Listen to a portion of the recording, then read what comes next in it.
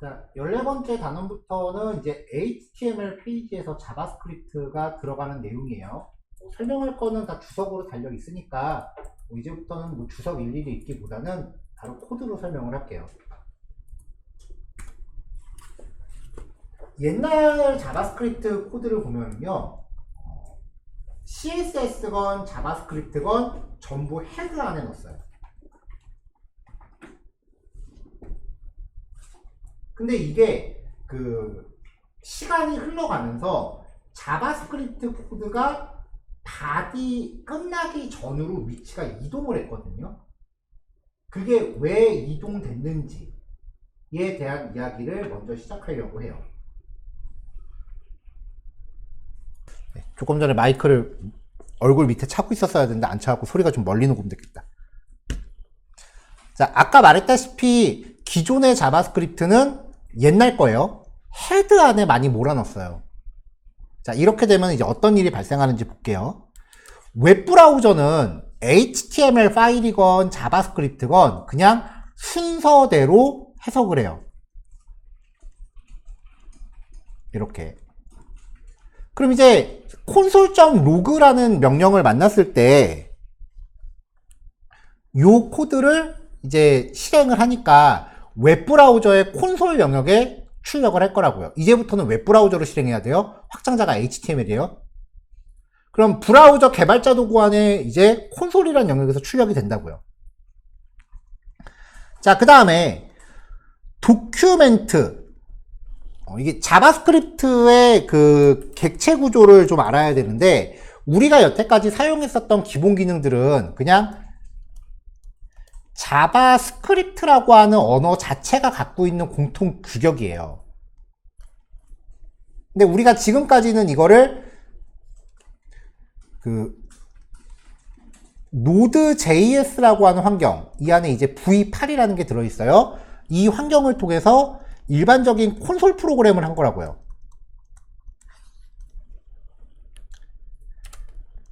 근데 사실 우리가 목적으로 하는 거는 자바스크립트가 웹 브라우저 안에서 실행되는 거죠.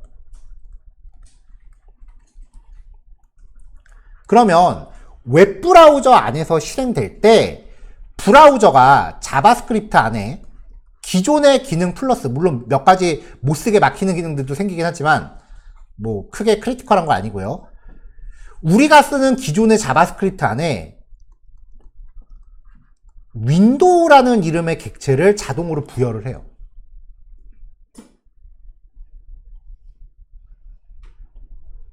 그러면 또 이 윈도우라는 객체 안에 여러 가지 메서드들이 들어있을 거 아니에요. 그 메서드들도 있고, 그 다음에 하위 객체들도 포함이 되어 있어요. 그래서 이 윈도우 객체에서 파생되는 여러 가지 API 구조를 브라우저 오브젝트 모델, 줄여서 BOM이라고 불러요. 이 윈도우 객체가 갖고 있는 하위 기능 중에 가장 중요한 게 도큐멘트라는 객체예요. 이 도큐멘트는 HTML 페이지 자체를 뜻합니다. HTML 태그가 일종의 트리 구조로 표현할 수 있잖아요. HTML 안에 헤드랑 바디 있고, 헤드 안에는 메타 타이틀 스크립트 있고, 바디 안에 H1 있고, 이거를 트리처럼 그릴 수 있다고요. HTML 안에 헤드와 바디가 있고, 헤드 안에는 메타가 3개 있고, 타이틀이 있고, 지금 스크립트가 있죠. 바디 안에는 H1이 있죠. 이런 식으로 구조할 수 있잖아요. 이거 구조화하는 거 틈틈이 봐두셔야 되는 게, 나중에 이게 리액트에서 함수 간의 일종의 상속관계처럼 만들어져요. 자, 이러한 구조를요, 구조를 문서의 객체 모델이라고 해서 DOM, 돔이라고 불러요. 돔 구조라고 불러요, 보통. 한편 얘가 또 다른 의미가 있는데, 도큐멘트 객체에서 파생되는 여러 가지 기능들을 DOM이라고 불러요. 요약하면 웹브라우저에서 자바스크립트를 쓸 때는 윈도우라는 객체를 우리가 쓸 수 있게끔 된다. 이제부터는 요 객체가 제공하는 기능들을 파악하는 게 주된 내용인데, 그 중에 제일 중요한 게 도큐멘트라는 거죠. 원래 접근할 때는 window.document. 이렇게 들어가요. 근데 브라우저에서 사용되는 거의 모든 기능이 윈도우 객체의 파생 기능이다 보니까 윈도우라는 객체 언급을 생략해도 돼요. 그래서 보통은 윈도우 생략하고 이렇게 들어가요.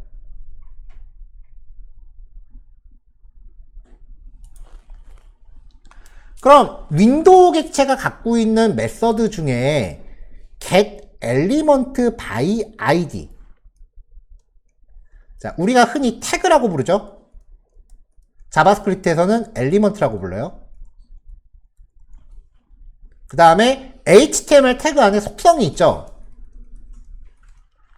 이 속성들 중에 어떤 거는 값이 있죠. 값이 있고요. 어떤 애들은 값이 없죠. 왜 비디오 태그 같은 거 보면은 오토플레이 뭐 이런 속성들 있잖아요.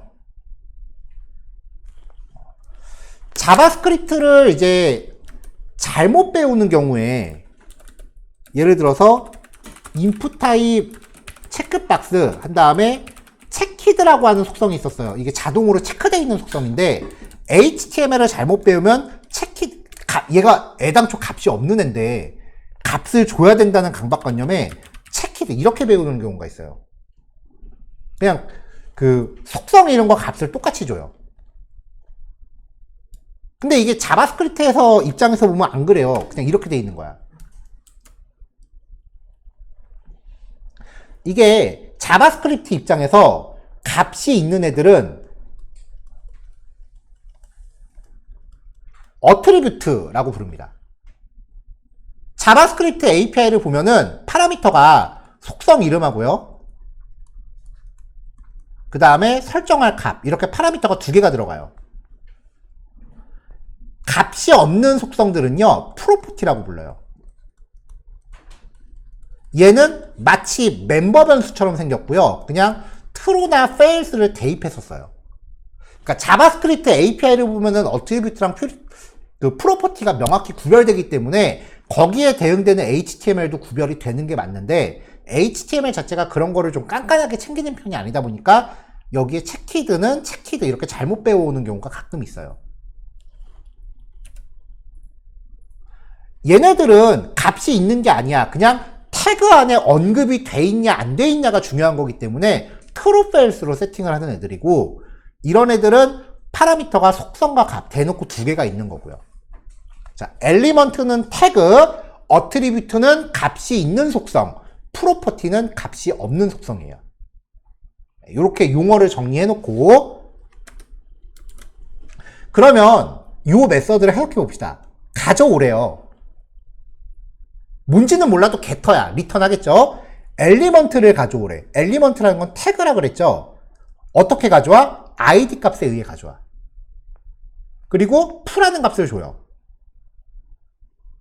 그러면 자바스크립트는 HTML 페이지에서 풀라는 id를 갖는 태그를 갖고 와서 객체로 리턴을 합니다.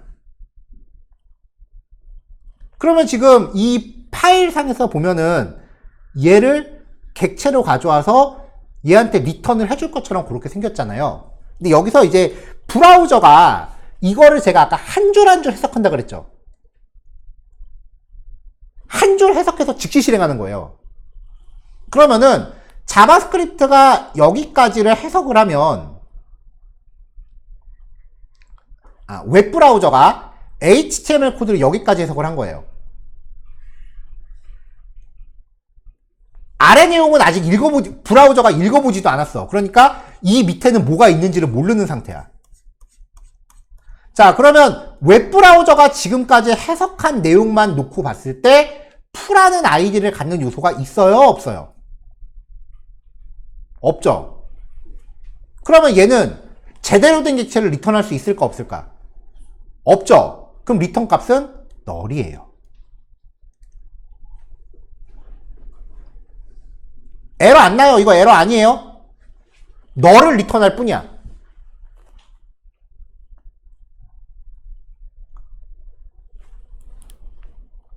그러면 이 경우에는 어떤 결과가 발생하느냐?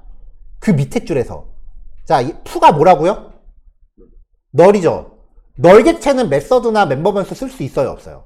없죠. 그러니까 11라인에서 에러가 나요. 그러면 뭐가 잘못된 거야? 11라인이 잘못된 거야? 10라인이 잘못된 거야? 애당초 객체를 잘못 만들었으니까 못 쓰는 거죠. 10라인이 잘못된 거지. 그래서 지금 이 코드는 실행하면 에러가 납니다.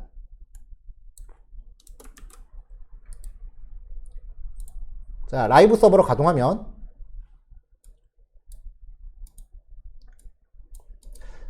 이제부터 개발자 도구를 많이 여세요.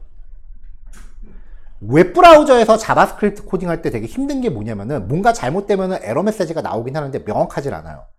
그리고 에러가 나면 그 즉시 원래 자바도 에러 나면 뻗잖아요. 마찬가지예요. 다 때려칩니다.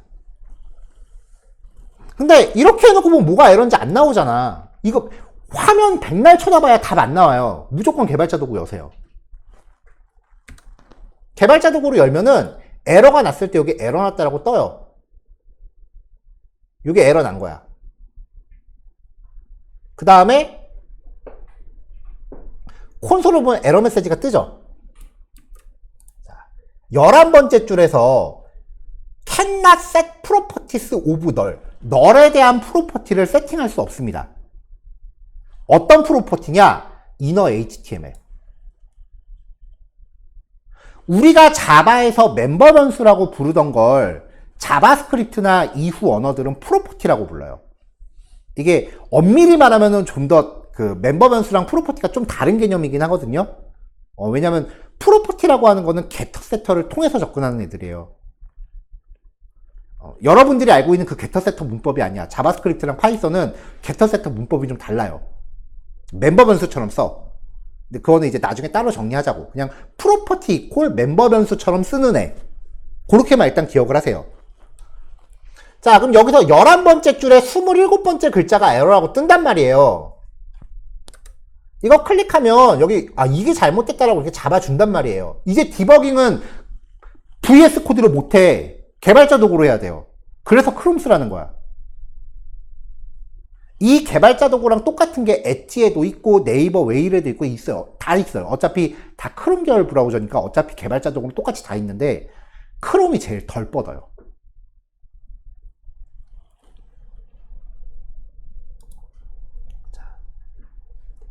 자, 근데 지금 얘는 딱 객관적으로 봤을 때 이 푸가 널이기 때문에 11번째 줄에서 에러가 난 거다 라고 이렇게 에러 메시지를 뱉고 있지만 실제 원인은 그 전 라인에서 애당초 객체를 잘못 만들었기 때문이라고.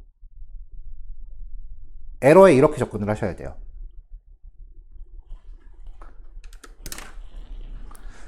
자, 궁극적으로 봤을 때 이 코드에서 에러가 나는 이유는 자바스크립트가 실행된 시점에서 HTML이 등장하지 않았기 때문에 그래요. 그래서 이 자바스크립트가 온전히 실행하려면 웹브라우저가 모든 HTML을 인식한 다음에 실행이 돼야 됩니다. 그게 이제 2번 코드인데 그냥 1번 코드에서 바로 고쳐가면서 할게요. 이거를 함수로 묶어요.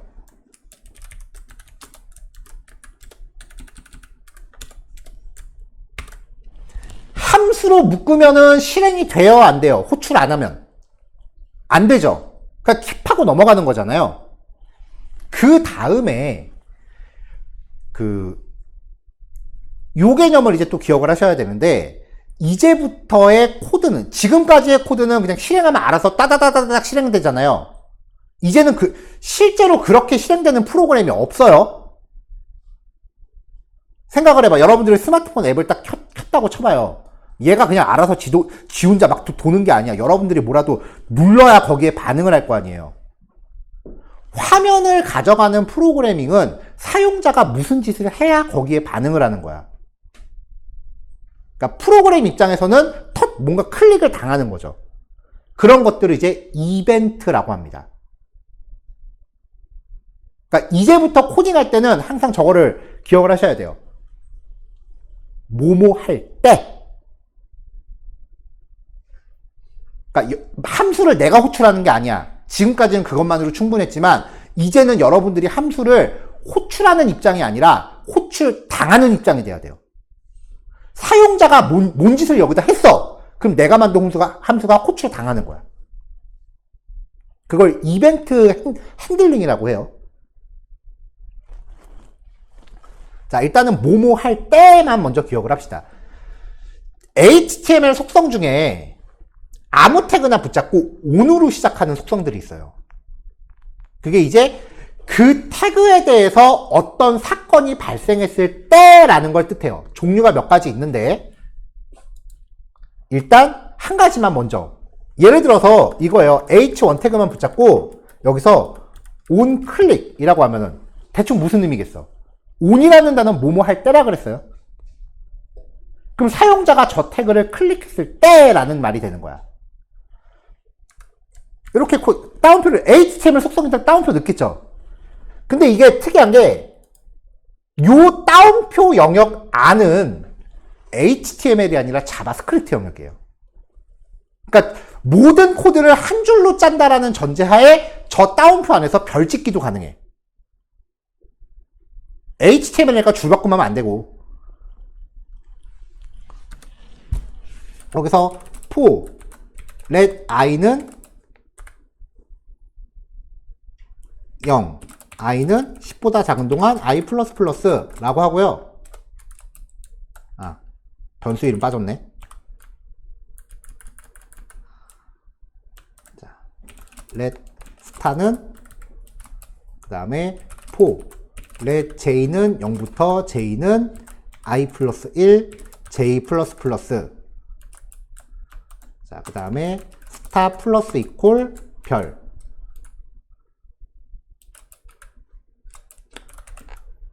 콘솔.로그 스타.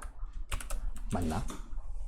한 줄로 짜갖고 지금 맞는지 안 맞는지 지금 나도 가물가물한데 한번 볼까요? 아, H1 태그가 아직 화면에 안 나왔지? 뭐라도 글자를 넣어줍시다. 클릭해야 되니까. 나오네요. 이걸 클릭하면 나오는 거예요. 클릭하면. 그러니까 요 영역 안이 자바스크립트 코드예요.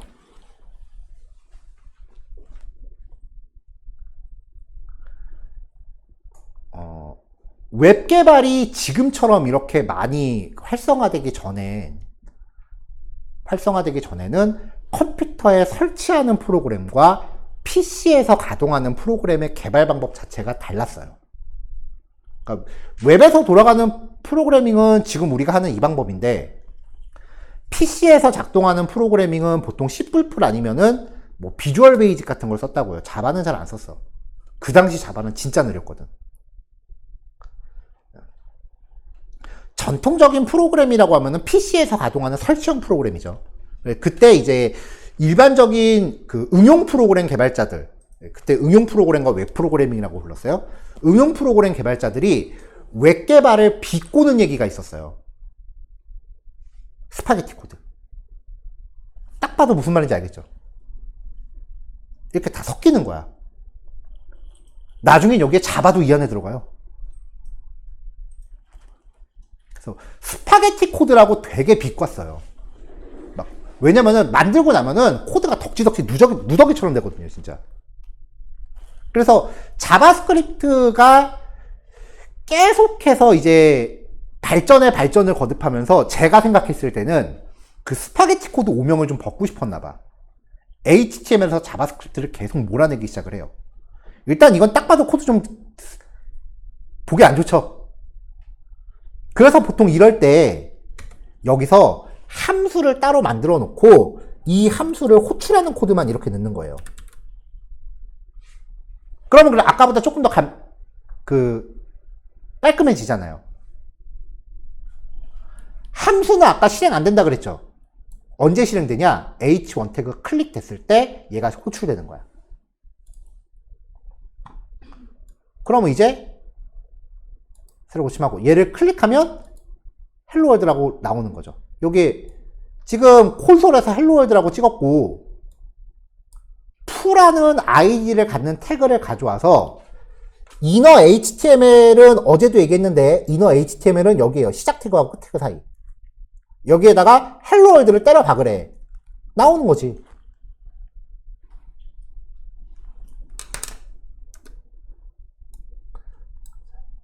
자, 자바스크립트를 바라보는 또 하나의 시각이요. 개발자 도구를 열면은 아마 HTML, CSS 작업하시면서 요소에 나와 있는 거 꽤 많이 보셨을 거예요. 그쵸? 이게 여기 나오는 게 여러분들이 짠 소스 코드가 아니에요. 여러분들이 짠 소스 코드가 아니야. 여러분들이 짠 소스 코드는요, 화면 빈대서 마우스 우클릭하면은 페이지 소스북이라고 있어요. 이게 여러분들이 작성한 코드 원본인데, 지금 여기 밑에 있는 요 스크립트 코드는 라이브 서버가 가동되기 위해서 강제로 삽입하는 코드예요. 그러니까 요거는 무시해야 돼요. 라이브 서버라고 들어가 있죠? 중간에 이제 얘가 끼어들었잖아요. 요 코드는 무시하시고, 이게 내가 작성한 코드 원본이야. 그럼 개발자 도구에 뜨는 이거는 뭐냐? 웹브라우저가 이해하고 있는 내용이에요. 자바스크립트에서는요, id 값에 의해서 h1 태그를 가져와서 그 안에다가 헬로월드라고 때려 박어라 라고 하고 있죠. 그러면 여기가 바뀐다고 했잖아요. 실제로 실행시켜 볼게요.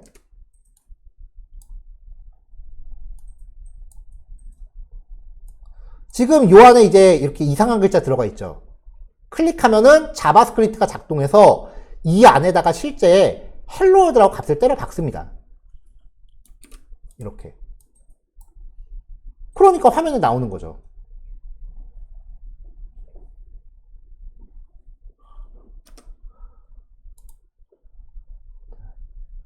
그렇다고 해서 내가 작성한 원본 소스가 바뀌진 않아요.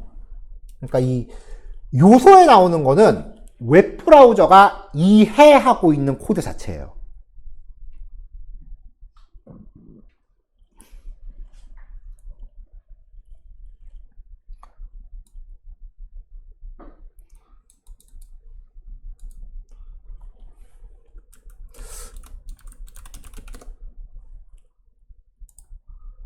예를 들어서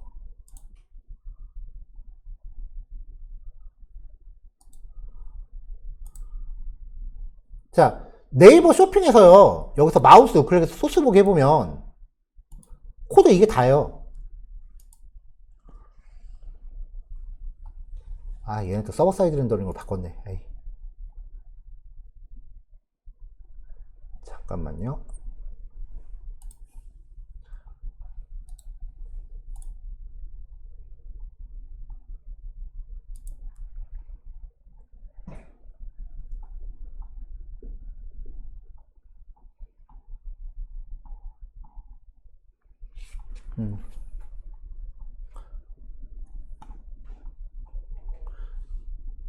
오케이.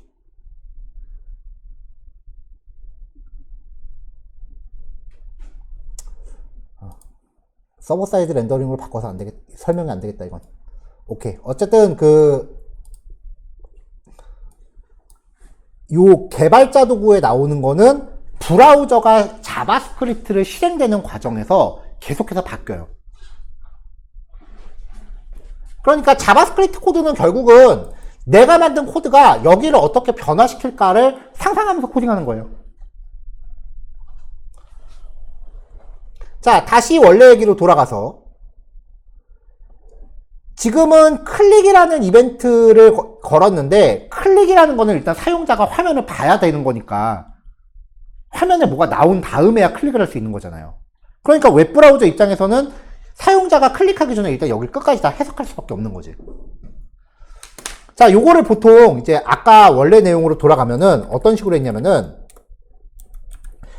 바디 태그에 on 뭐뭐 할 때 로드 바디 태그가 전부 로딩이 됐을 때 얘를 실행해라. 이렇게 들어가요. 이렇게 되면은 웹브라우저가 바디 태그 안에 있는 내용을 모두 인지한 다음에 이 풀라는 함수를 호출하는 거예요. 그럼 결국은 그 과정에서 h1 태그도 인지를 하겠죠.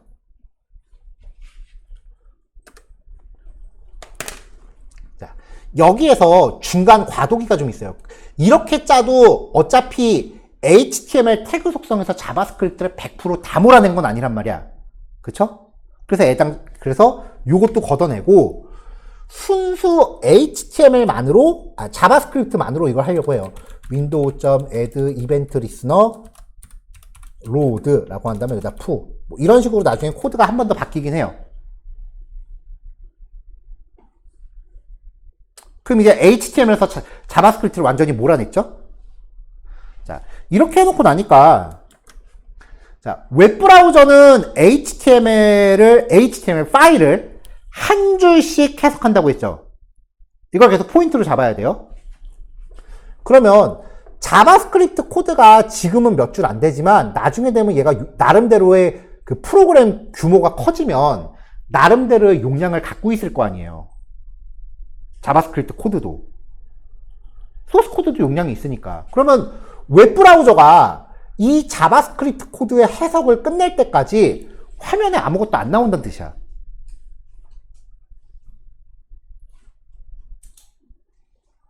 이게 어떻게 이해하면 되냐면은 예전에 우리 자바스크립트 첫날 실습할 때 웹브라우저에서 메시지 박스 띄우게끔 했었거든요.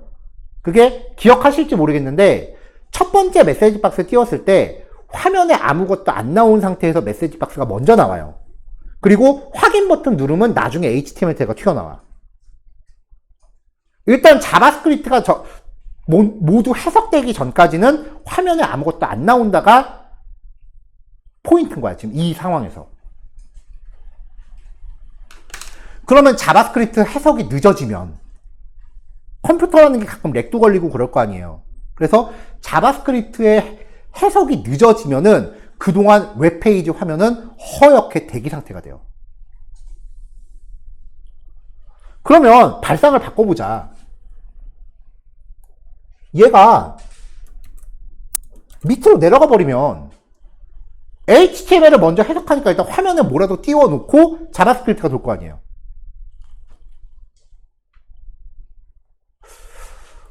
근데 이렇게 하면 어차피 자바스크립트 코드가 함수로 묶어서 이렇게 따로 호출하지 않더라도 그냥 애당초 이렇게 처음 상태로 가더라도 자바스크립트가 여기를 해석하는 입장에서 이미 풀라는 아이디를 인지하고 있으니까 굳이 함수를 묶을 필요가 없겠네요. 결과적으로 이렇게 스크립트를 밑에다 놓는 게 브라우저가 화면에 뭐라도 띄워놓고 스크립트를 실행할 수 있기 때문에 이용자 입장에서는 잠깐의 기다림을 안 할 수 있다는 거야. 그래서 스크립트 태그가 바디 태그 밑에 들어가는 게 대세로 보통 자리를 잡아요. 실제로 구글에서 이제 검색 결과를 낼 때 그 구글 검색 엔진에 HTML이 우선적으로 올라오는 거에 검색 결과 우선순위를 주고 있어요. 실제로 제가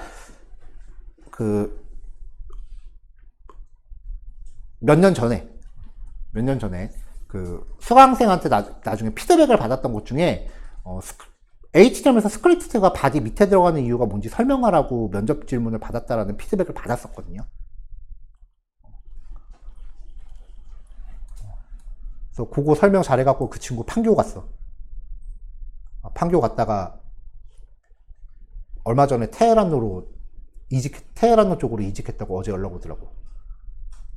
되게 중요한 내용이에요. 자, 이런 이론 다 머리 아프다. 그러면 자바스크립트는 바디 태그 끝나기 전에 때려박는 게 국룰이다. 그렇게 외우세요. 자, 코드는 원상복귀 할게요. 자, 지금 설명한 내용을 1번 파일, 그 다음에 2번 파일, 그리고 3번 파일에 거쳐서 설명을 한 거예요. 요 내용이 이제 교환에서도 이런 식으로 제가 설명을 해놨고요. 그리고 봄과 돔이라는 거고,